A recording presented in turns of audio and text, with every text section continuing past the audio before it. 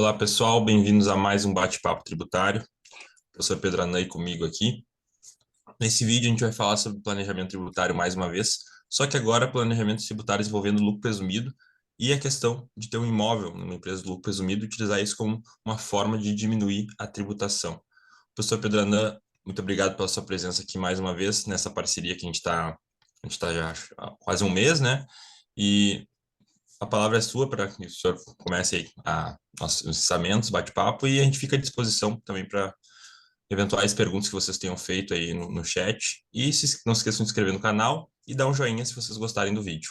Professor, com a palavra, Obrigado, por favor. Jorge. Então, hoje o que que a gente vai estar falando, né, Jorge? Vamos falar de planejamento tributário de imposto de renda envolvendo imóvel, que é uma dúvida, né, muito comum que pode ocorrer na vida de você que está se formando, você que está começando a trabalhar ou que já trabalha há algum tempo com direito tributário. Então, é possível fazer algum planejamento tributário envolvendo imóvel? Então, são duas operações que eu vou comentar. Então, a primeira qual que é? É o caso da pessoa física, que ela tem lá um conjunto de bens, né? Vamos imaginar que ela tem 4, 5 imóveis. Esses imóveis geram uma renda de aluguel, né? E por ser propriedade da pessoa física, o que que vai acontecer? Esse rendimento de aluguel gera o quê? Gera uma tributação na tabela progressiva. E hoje, né, pode ser de 0% e pode chegar até 27,5% de imposto de renda da pessoa física, né? Tem um desconto padrão para você deduzir, mas convenhamos, não é uma tributação muito vantajosa, acaba sendo até pesadinha, né? Vamos imaginar que você tenha lá R$ 10.000 de aluguel e de receita de locação, vai pagar R$ 2.650 de imposto e só vai sobrar o valor líquido, né, na sua mão, né, para receber. Então, é possível fazer um planejamento tributário para quem tem esses imóveis na pessoa física, usando a pessoa jurídica? Sim, é possível. Então, qual seria o caminho? Primeira coisa, pegar esses imóveis que a pessoa física tem, aumentar o capital de uma sociedade, que pode ser uma holding patrimonial, né, a famosa holding patrimonial, ou uma sociedade cujo objeto social vai ser atividade imobiliária, e é lógico, quando você faz isso, tem que tomar cuidado com a incidência do ITBI. Aí vão falar, ah, professor, não há incidência do ITBI nem comparação de bens ao capital. Não há, a Constituição assim prevê. Mas se a atividade preponderante dessa pessoa jurídica for imobiliária, o Jorge até deu uma aula de ISS outro dia, né, Jorge? Parabéns aí por, né, você ter dado essa aula. Vai ter a incidência do ITBI, né? Então, é um tributo municipal, né? ISS, mas é um tributo municipal, então a incidência. Então, é, tem que botar isso na conta, ou seja, qual que vai ser o valor de base de cálculo? O valor venal desse imóvel. Então, não é o valor da declaração de imposto de renda de pessoa física, né, que às vezes está subavaliado. Então, tem que ver se vale a pena. Às vezes vale por causa do montante. Então, você faz essa capitalização, esse imóvel passa a ser ativo da pessoa jurídica e passa a receber as receitas dessa pessoa jurídica. E aí, essa pessoa jurídica é optante pelo imposto de renda pelo lucro presumido. Então, ela vai tributar, ao invés de 27,5% da pessoa física, vai tributar entre imposto de renda, contribuição social, PIS/COFINS, algo em torno de 11,33% de imposto. Então, você troca 27,5% contra 11,33% de tributação. Então, você tem um ganho de 16%.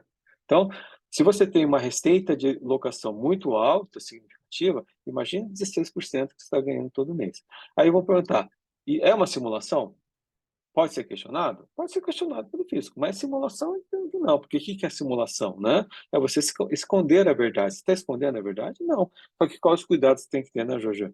A sociedade tem que existir, ela tem que ter sede, ela tem que ter, né, contabilidade, ela tem que ter uma estrutura.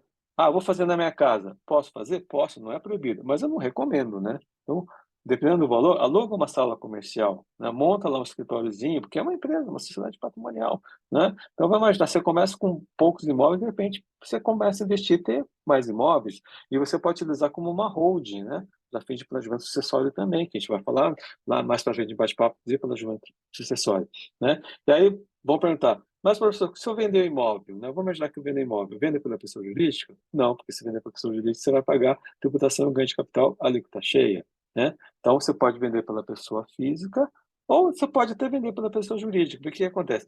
Se esse bem estiver no estoque da sociedade e o objeto social dela for atividade imobiliária, compra e venda de imóveis, você não tributa pela alíquota cheia e você vai tributar pela alíquota de presunção. Então, vai dar algo de 8% de tributação contra 15 até 22,5% de tributação do ganho de capital na pessoa física. Então, para quem é proprietário de imóvel na pessoa física e tem uma quantidade interessante de imóveis, vale a pena. Aí vocês vão perguntar, mas tem gente que tem isso, professor? Tem gente que não fez ainda esse planejamento?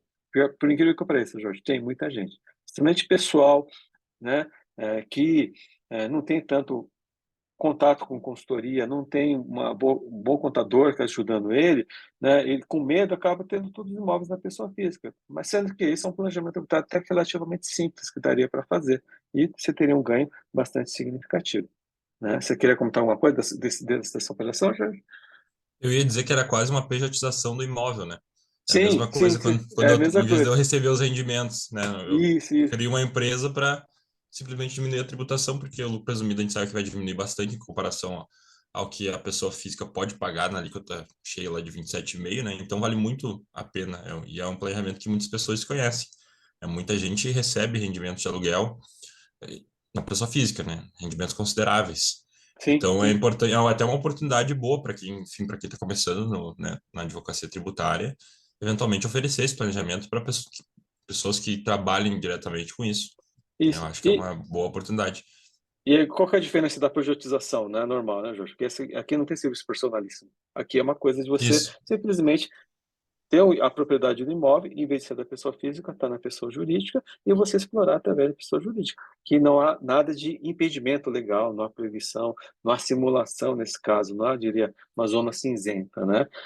E o que você falou, por incrível que pareça, tem muita gente, por exemplo, falece lá o pai, né, o patriarca da família. E a família descobre que ele tem um patrimônio imobiliário gigantesco. Está tudo na pessoa física, sendo que, em vez de estar na pessoa física, podia estar na pessoa jurídica, podia estar numa holding para poder facilitar a sucessão. Então, tem vários pontos aí vantajosos em utilizar-se dessa forma jurídica desse planejamento tributário, que não é tão sofisticado assim, né? Mas, por incrível que pareça, tem muita gente ainda que não se atentou para isso e ainda está pagando muito imposto de renda, ou até fazendo omissão, né, que é pior, né, omitindo a tributação desse rendimento e cai na malha fina e acaba tendo problemas aí para poder defender, né.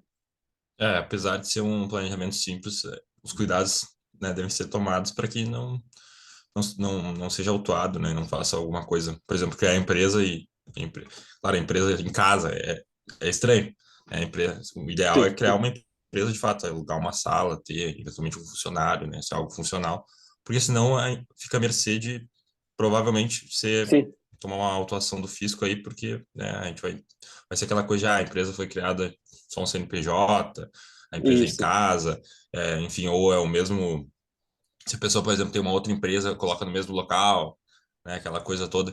Então, o recomendado é que se crie, de fato, uma organização, né, para isso, que daí, claro, isso traz mais segurança para o empresário, para quem está utilizando esses imóveis aí para conseguir, ou vive disso também, né? perfeito, não, Então, isso mesmo, isso tem mesmo. que tomar os cuidados necessários. A gente sempre Porque ressalta que quando a gente fala de planejamento isso, tributário, né? Dá para isso, fazer, mas tem que fazer do jeito certo. Se isso. não fizer E, do jeito aí certo, pode e correr o aquela coisa, risco. risco, custo-benefício, né, Jorge? Então, vai ter um custo? Vai ter um custo, mas vai ter um benefício maior. Então, isso tudo, esses cuidados, você não fragiliza a operação que você está estruturando. Porque o que a gente nota, né? A maioria dos casos que acabam não dando certo, acaba tendo uma decisão desfavorável, o fisco acaba autuando, fragiliza muito, porque o detalhe da estruturação da operação não é levada bem em consideração. Então, se economiza, né? Então, vou montar a sociedade em casa, não vou contratar funcionário, eu vou colocar minha mãe como sócia, né? Então, isso tudo fragiliza essas operações, né? Então, acho que isso que a gente tem que tomar bastante cuidado em relação a isso, né? E o segundo operação envolvendo imóvel, qual que é? Na verdade, a gente vai complementar aquela nossa operação, aquele nosso bate-papo de lucro real, lucro presumido, de vantagem e desvantagem, né, de operação. É você, por exemplo, uma empresa que é tributada no lucro real, tem um imóvel no seu ativo imobilizado, pode ser um imóvel operacional, né, não precisa ser um imóvel de geração de renda, pode ser o próprio imóvel operacional, imóvel a fábrica, né, a sede da fábrica que você está trabalhando. O que acontece? Esse ativo no imobilizado da sociedade, o que ela vai gerar de despesa? Despesa de depreciação, né? Você vai depreciar a edificação, que dura 20 anos, né? Então, é 4% ao ano. O terreno você não deprecia. Então, o que vai acontecer? que isso reflete no bate-cálculo do imposto de renda do lucro real? Uma despesa pequena. Então, o que algumas empresas fazem? Pegam esse imóvel, transferem para uma outra pessoa jurídica, que pode ser uma empresa patrimonial, né? Através de uma cisão parcial, você pode utilizar, pode ser feita através de uma capitalização de empresas, pode ser feita através de uma compra e venda a prazo. Então, existem maneiras de você transferir esse imóvel, fazendo a valor contábil, lógico, para não ter a tributação do ganho de capital, vai ter incidência do ITBI, não tem como, né? E aí, essa empresa que tem o imóvel passa a alugar esse imóvel para a pessoa jurídica do lucro real. Então, o que você vai ter? Você vai ter uma despesa de locação na pessoa jurídica do lucro real.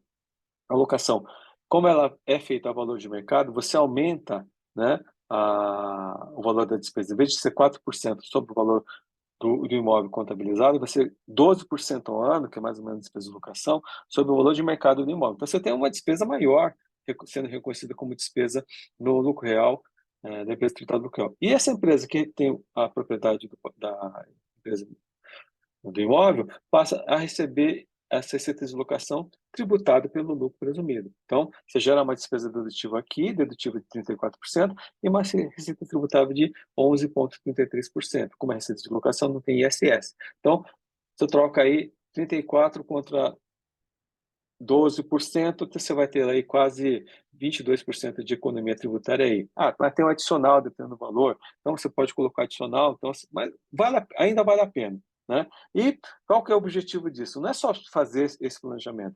Vamos imaginar que essa empresa é uma empresa que vai ser objeto de alienação. Alguém está querendo comprar, a família vai vender porque não tem sucessão, os herdeiros não querem trabalhar, está todo mundo esperando, né, receber o dinheiro da venda para poder cada um, né, viver a sua vida.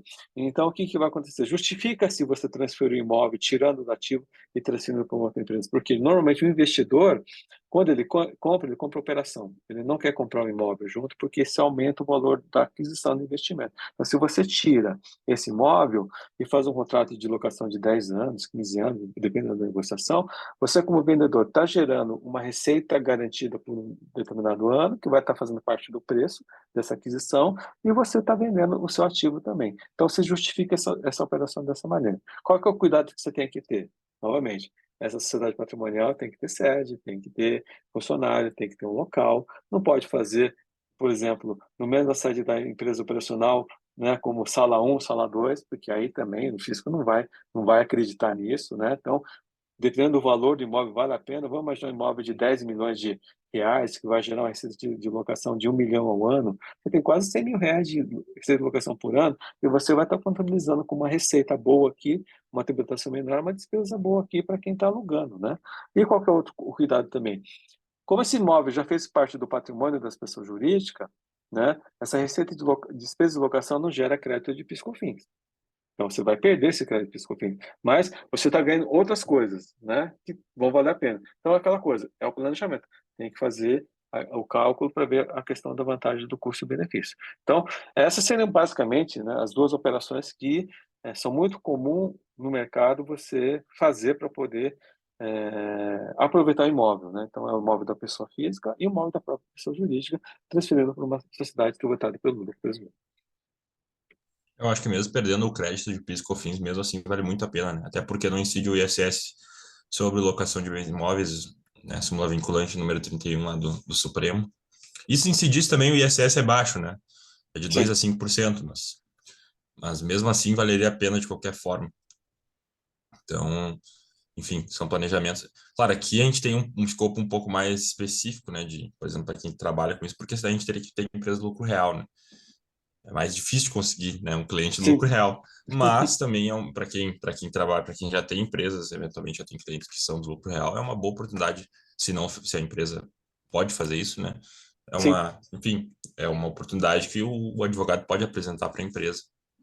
E sabe qual que é a Né? grande oportunidade que a gente tem, Jorge? Principalmente para quem não trabalha em escritório grande, em boutique, essas coisas, é pegar empresas familiares. Tem muita empresa familiar interior, no interior de São Paulo, no interior aí do Rio Grande do Sul, né?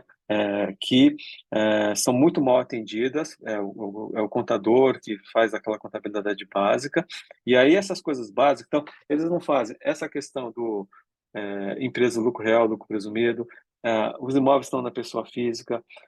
não fazem pagamento de juros do capital próprio, por incrível que pareça, não fizeram levantamento de ICMS, básico PIS e COFINS, né? Ou seja, não fizeram crédito de insumos. A gente tem muita coisa que essas empresas não fizeram. É lógico, algumas caíram na mão de vários golpistas, né? Que chegam lá, venderam mundos e fundos, né? Não deu certo, então elas ficam um pouco receosas. Mas se é uma empresa familiar, você tem contato com a família, precisa ter contato com o dono, né? Mas com os filhos do dono, né? Porque vocês são mais jovens, faz parte do seu ciclo de amizade, né? É muito mais fácil, porque esse seu colega, ele um dia vai estar assumindo esse negócio, porque ele é a segunda, terceira, quarta geração. Então ele tem que estar se preocupando com isso, porque que é o que eu já vi, né, que é o tema que a gente vai falar em planejamento sucessório. Às vezes os herdeiros acham que estão herdando uma herança, né, significativa e estão herdando, na verdade, uma bomba relógio, porque o pai, né, o avô, pela aquela gestão, né, muito amadora, né, tem um monte de contingência. E para poder fazer a empresa sobreviver, você tem que profissionalizar. Então, é todo um trabalho que tem que ser feito. E uma boa assessoria com pessoas de confiança, né, acaba ajudando muito a quantidade do negócio. Realmente. Aí entra a rede de contatos, né? Para quem tem uma rede de contatos, enfim, tem colegas aí que os pais são empresários, é uma boa forma de captar, de prospectar clientes, né, no início, porque no início a gente sabe que é difícil. Eu nem tô no início ainda, porque eu tô terminando a faculdade, mas eu já sei que como é que funciona mais ou menos a dificuldade dos advogados no início, né? Para quem, por exemplo, abre um escritório, né? Prospectar clientes, sem dúvidas, é a questão mais difícil. E essa é uma boa forma de prospectar de forma mais eficiente, porque tu já conhece a pessoa, né? Eventualmente pode até conhecer o dono da empresa, que é pai enfim, do colega. Então fica mais fácil essa aproximação, né? Muito mais difícil do que prospectar pela internet ou, enfim, ter que apresentar uma proposta para a empresa. Então, eu acho que essa é uma boa forma aí. E é importante dizer isso aqui porque, querendo ou não, a gente quer tentar ajudar de forma prática aqui também, no Sim. sentido de as pessoas que estão iniciando, né? Principalmente o professor Pedro, né, que já tem aí uma longa carreira, né?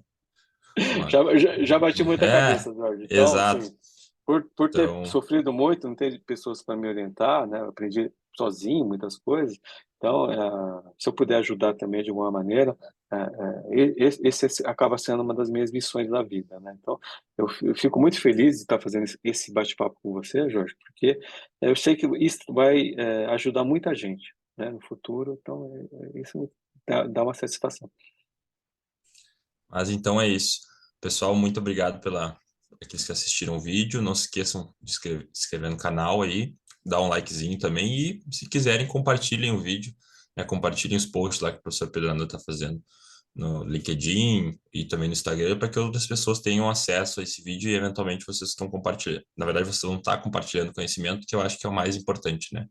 Conhecimento que é um conhecimento técnico, eficiente e que está sendo distribuído de forma gratuita. Então, qualquer pessoa pode ter acesso. Mas é isso. Muito obrigado, professor, mais uma vez pela sua presença e a parceria aqui. E até o próximo vídeo. Eu que agradeço, Jorge. Obrigado a todos. Até a próxima. Até logo.